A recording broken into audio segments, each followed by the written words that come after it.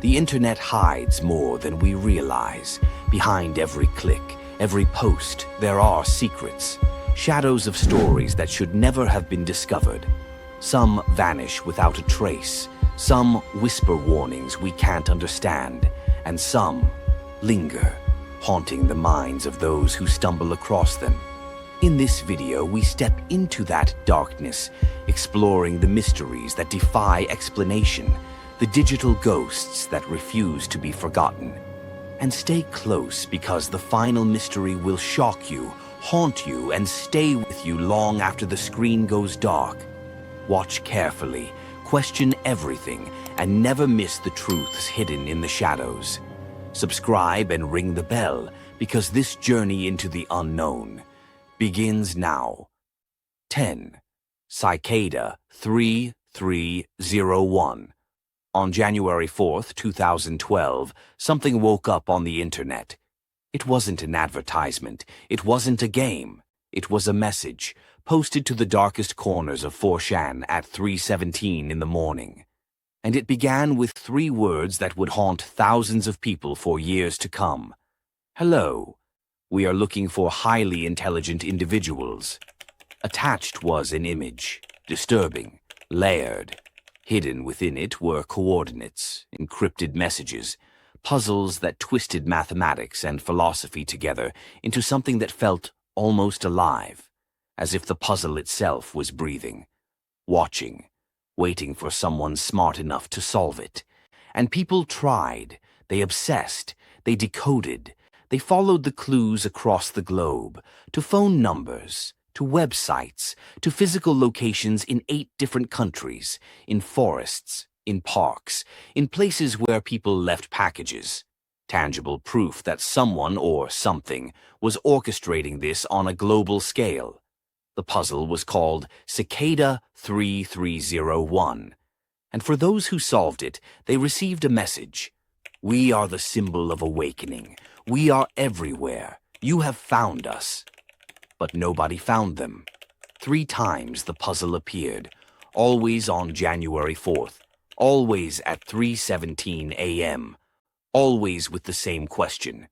Who are you? Where do you come from? What do you want?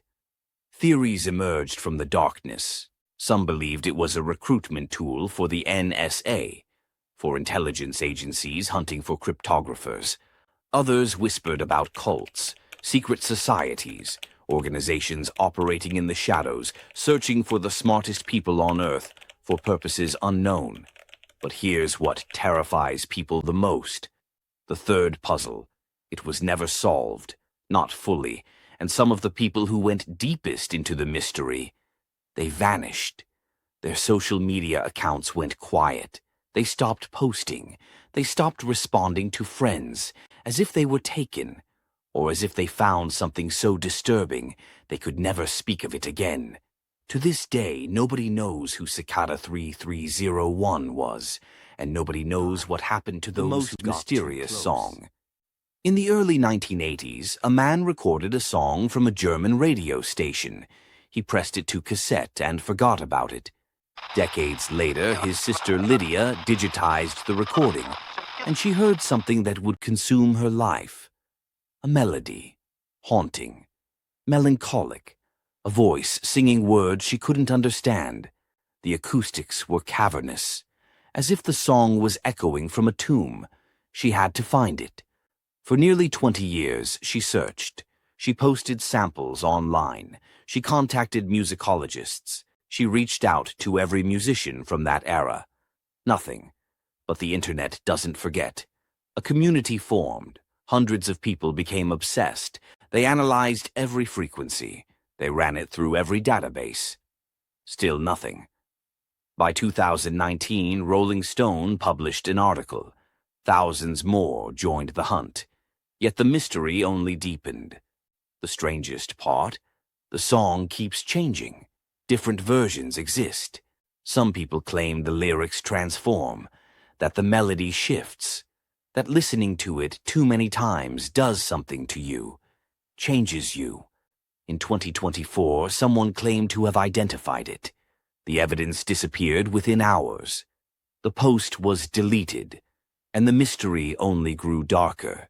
Lydia Brenner never found her song, and somewhere the musician who created this haunting melody has no idea they're hunted. Or perhaps they know exactly what they did, and they're hiding for a reason. 8. John Titor, Message from Tomorrow. Time travel is impossible. Everyone knows this. Physics doesn't allow it. Reality doesn't permit it. But what if someone didn't care what reality permitted? In the year 2000, a user appeared on internet forums. His name was Time Travel Zero, and his message was chilling. I am a soldier, sent back in time from the year 2036. My mission is simple. Retrieve an IBM 5100 computer. Because in my time, the world ended, and we need this machine to stop it from happening again. For months, he posted. He answered questions. He described a future so vivid, so detailed, that people couldn't help but believe him. Or want to. He spoke of civil war, of a government fracturing, of nuclear weapons, of the complete collapse of human civilization as we know it. But he provided specific information, technical data, names, dates, details about the IBM 5100 that turned out to be accurate, details that would be nearly impossible for someone in 2000 to fabricate. The computer he described did exist. It did have the capabilities he claimed. IBM engineers confirmed it. And then, in March of 2001, he disappeared. His final post was a goodbye. No explanation, no fanfare, just silence. Since then, John Titor has haunted the internet. Dozens of people have claimed to be him. Others swear they met him, swear they saw him, swear they spoke to him face to face and felt the wrongness of his presence, the way he didn't quite understand human behavior, the way he talked about time as if he could see it, touch it. Was John Titor a time traveler, a hoaxer with impossible knowledge, a government operative conducting psychological experiments on the internet? Or was he something else, something that shouldn't have been able to exist in our timeline at all? The truth is, nobody will ever know, because Titor vanished, and he took his secrets with him into whatever future or past he came from. And the internet, to this day, wonders if he's still out there, watching, waiting for the future he warned about. Jeff the Killer, the carved smile, some images you can't unsee. Jeff the Killer is one of them. In 2008 it appeared. A face, but not human anymore. Skin pale as alabaster. Eyes enormous. No eyelids. And the mouth carved in an impossible smile stretching ear to ear. Stitched, perhaps. Or cut. A user named Cesar uploaded it with a story. A creepypasta. A tale of a boy who burned his face and decided if he couldn't be beautiful, he would be unforgettable. But where did the image come from? Some claimed it was a girl named Katie Robinson, bullied online until she took her own life. Her photographs edited beyond recognition by trolls. But when investigators looked, Katie Robinson didn't exist. Urban legend. Others theorized it was a screenshot from a live stream. A girl's face being edited in real time by strangers, made increasingly grotesque with each manipulation. But there's no live stream, no archive. Recent investigation suggests it might be a manipulated Japanese meme. A woman named Mariko, her image twisted by years of internet culture into something nightmarish. But Jeff's true origin remains in darkness. What's truly disturbing is this. Thousands report the same thing. They say Jeff appears in their dreams, whispers words over and over. Go to sleep. Go to sleep. And some of them never wake up. 6. Lake City, Quiet Pills, The Mercenaries. Not all internet mysteries are harmless. Some touch something real, something violent. In 2007, a Reddit account was created. Username, Religion of Peace. A military veteran in his 70s. He ran a website called LakecityQuietPills.com. In 2009, a user posted, "The end of religion of peace. He died today." But when people investigated the website, they found something encrypted hidden in the code. A forum. And what they discovered was disturbing. Job listings, written in code, vague, cryptic. But if you knew how to read them, you could see what they really were. Advertisements for contract work, for dispensing quiet pills to lousy bastards. The phrase came from the Lake City Army ammunition plant. Their motto, the implication was clear. This was a marketplace for assassination. It got worse. Investigators found references to specific operations, to Dubai, to dates that coincided with real-world assassinations. In January 2010, a Hamas operative was killed in Dubai. An operation so sophisticated that details remain murky. But in the Lake City Quiet Pills forum, there were posts, references, credit cards used in Dubai, connections to Iowa. Was this a cover for an assassin's guild, a mercenary network, or an elaborate alternate reality game designed to trick people? In 2024, the domain owner requested removal from the Internet Archive. Any secrets buried there are now lost forever, deleted, erased, as if they never existed. But people remember. Mortis.com, the locked door. The early Internet was like a wilderness, vast, unregulated, dangerous. And in that wilderness there were doors, locked doors. And some people became obsessed with trying to open them. In the mid-1990s, during the Usenet era, a user discovered something. A website, the domain, Mortis.com, the interface, simple, black text on a black background, a login screen. Nothing more, no explanation, no welcome message, just a prompt, username, password. For years, the website sat there, impenetrable, a digital lockbox, and people tried everything. Common passwords, dictionary attacks, SQL injection, brute force attempts that went on for weeks, months, years. Nothing worked. But those who dug deeper, who examined the website's code and metadata, found something unsettling. Clues, hidden evidence that something vast lay behind that login screen. Not a small website, terabytes of data, servers humming with information, an archive, a repository, a vault. What was stored there? Some theorized it was classified government information, leaked military secrets, documents the world wasn't meant to see.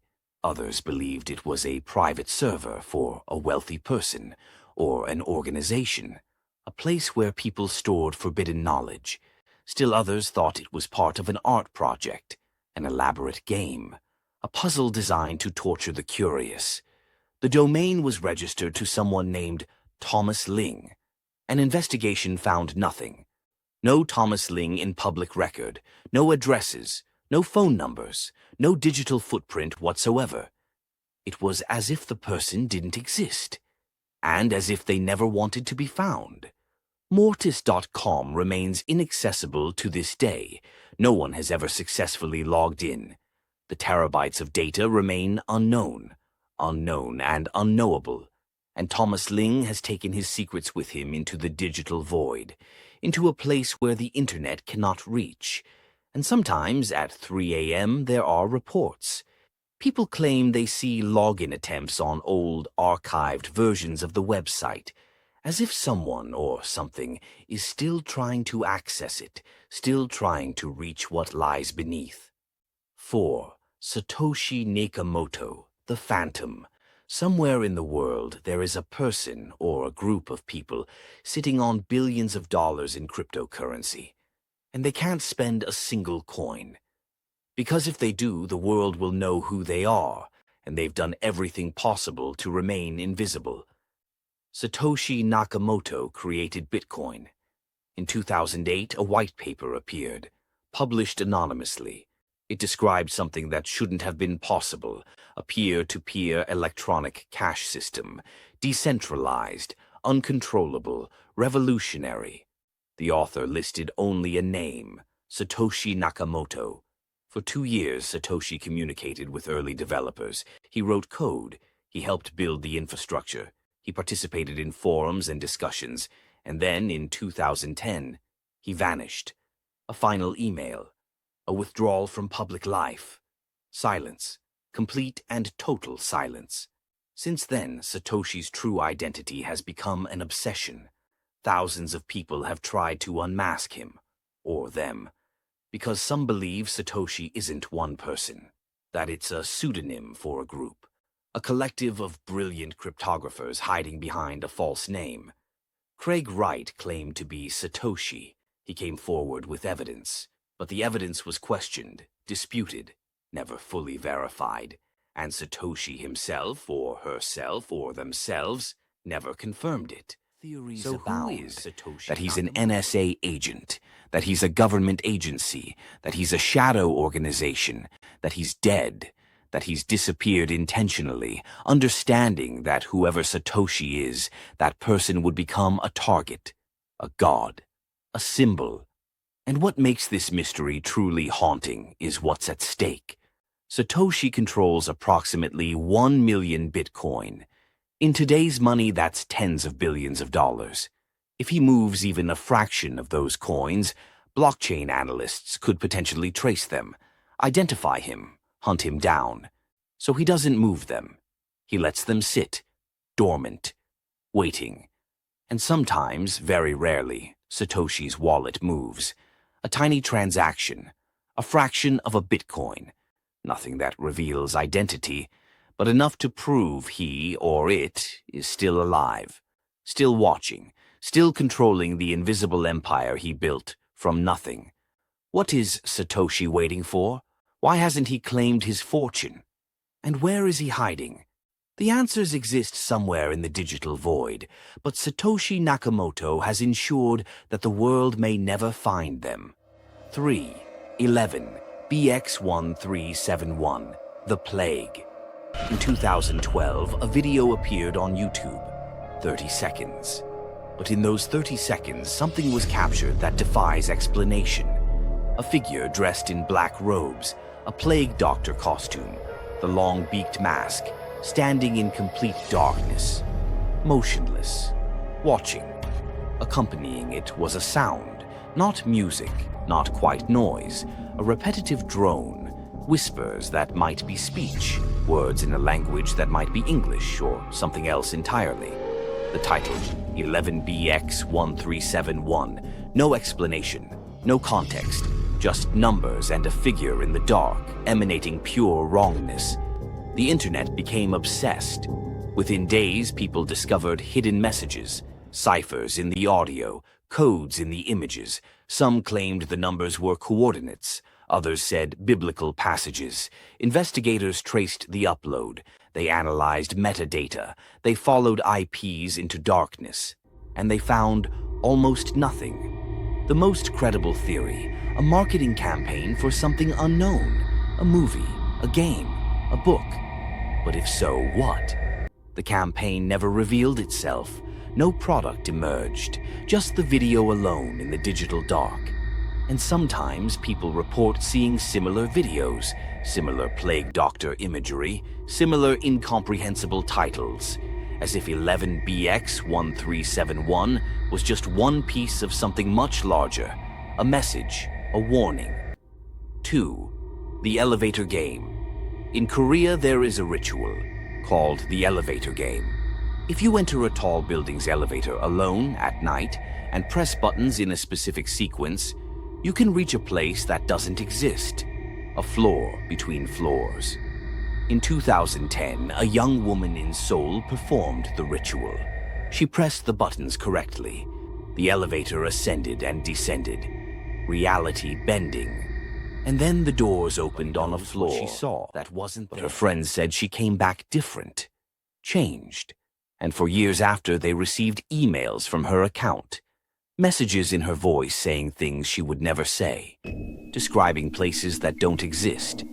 Since then, the elevator game has become a dark dare. Thousands claim to have attempted it. Some report nothing, psychological effects, the power of suggestion. But others describe impossible experiences, floors that rearrange themselves, buildings with more levels than physics permits, doors opening onto void. And in that darkness, something watching, waiting. And the most terrifying reports describe a woman in black, standing in the elevator, not moving, just existing. The elevator game in a space where mass delusion, a psychological phenomenon, or something that exists between reality and madness. The internet whispers about it. New reports emerge every year. 1. Jack Frose's ghost emails. Death is final. Everyone knows this. The body stops. The mind ceases. The person is gone. Disappeared into whatever comes after. We don't hear from them again. We can't. Except Jack Frose's friends did. Jack died. The circumstances were ordinary. A death among millions. Unremarkable. Forgettable. But something happened after. His friends began receiving emails from his account, from his email address. But Jack was dead. Buried. Gone. So how? The emails contained personal information, things only Jack would know. Private conversations, intimate details, references to moments that only his close friends witnessed. And the tone. It sounded like Jack. His voice, his way of speaking, his specific phrases and jokes and references. Who sent these emails? Was it a hacker? Someone who knew Jack personally and was playing a cruel, devastating prank on his grieving friends. Someone who accessed his account after his death and extracted memories from social media, using them to construct messages that felt authentic? Or was it something else?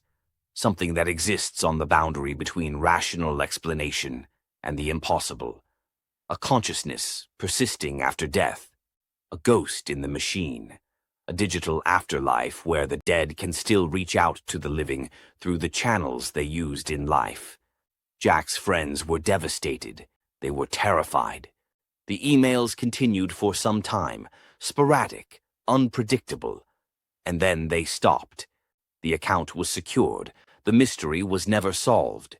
But the emails remained, archived in inboxes, proof of something unexplainable. A message from beyond, or a hoax so sophisticated and cruel that it might as well have been real.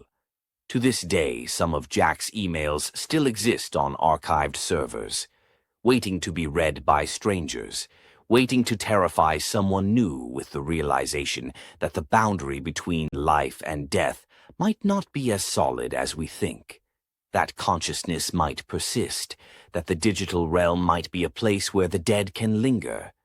And somewhere, Jack Frose is still sending messages, still reaching out, still trying to be remembered. The internet hides more ghosts than answers. Behind every glitch, every abandoned profile, every strange message buried in old code, something lingers, something that refuses to die. Some mysteries will crack under truth.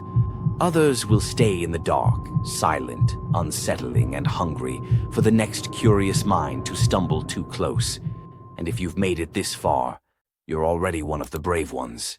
Stick around, subscribe, drop a comment with the next mystery you want exposed. The deeper we go, the darker it gets, and you won't want to face it alone.